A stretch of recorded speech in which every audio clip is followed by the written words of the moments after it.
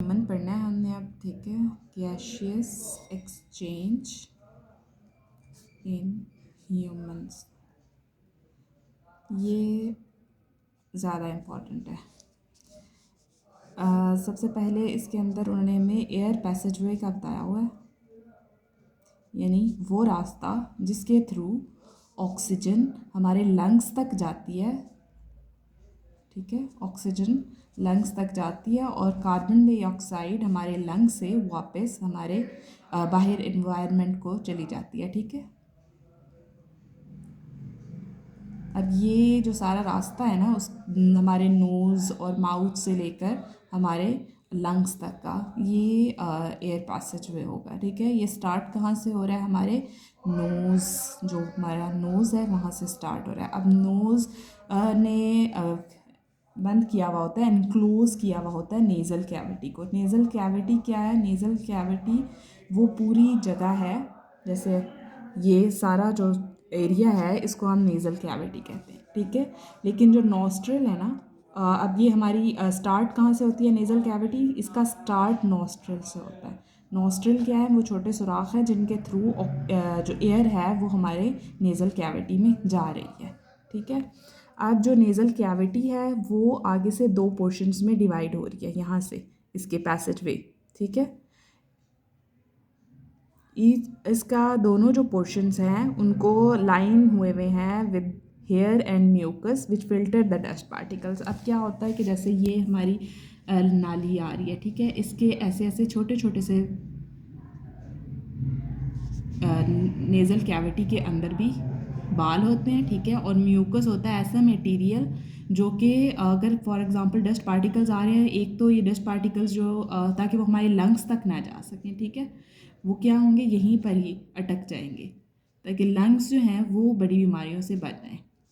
जितने air particles, air आएगी वो आपके लंग्स तक चली जाएगी, और जो डस्ट पार्टिकल्स होंगे वो आपके इधर जो हेयर्स होंगे, और जो साथ म्यूकस लिक्विड होगा, थिक लिक्विड होता है कंसिस्टेंसी का, ठीक है, उसको हम म्यूकस कह रहे हैं, उसके अंदर ही अटक जाएगा और हवा सीधी हमारे लंग्स के अंदर चली जाएगी, जिसके थ्रू एक प्रॉपर गैशियस एक्सचेंज हो सकेगा। अब क्या होता है कि म्यूकस जो है वो ना सिर्फ उस डस्ट को कंट्रोल कर रहा है, बल्कि जो आपकी एयर आ रही है बाहर से एनवायरनमेंट से, ठीक है, उसका टेम्परेचर और उसकी वार्मथ वगैरह आपकी बॉडी के लिहाज से अलग होती है। तो जो म्यूकस होगा, म्यूकस, ठीक है, जो लिक्विड है, वो उस एयर को भी वार्म भी करता है और आपकी बॉडी के अकॉर्डिंग, टेम्परेचर के अकॉर्डिंग उसको मेंटेन कर देता है, ताकि जो आपकी सेहत है उसके ऊपर और कोई असर ना हो सके, ठीक है, नुकसान ना हो। अब जैसे हमने ये नेज़ल कैविटी की बात हो गई कि जहाँ से नोज़ जो है वो स्टार्ट होता है, नोज़ के बाद वो नेज़ल कैविटी होती है। अब नेज़ल कैविटी जो होती है वो आगे जाके आपकी जाएगी फेरिंग्स के अंदर, ठीक है। फेरिंग्स क्या होता है? जैसे यहाँ से ये नेज़ल कैविटी है, फॉर एग्जांपल नेज़ल कैविटी, ठीक है, और ये आपकी ओरल कैविटी है। वैसे एक बहुत गंदी ड्राइंग है लेकिन जो, ठीक है। अब इन दोनों का, ये दोनों आपस में मिले हुए हैं, ठीक है, ओरल कैविटी और नेज़ल कैविटी। तो ये जो चीज़ है ना, जहाँ पे आके ये नाली स्टार्ट होती है, ठीक है, वो फेरिंग्स है।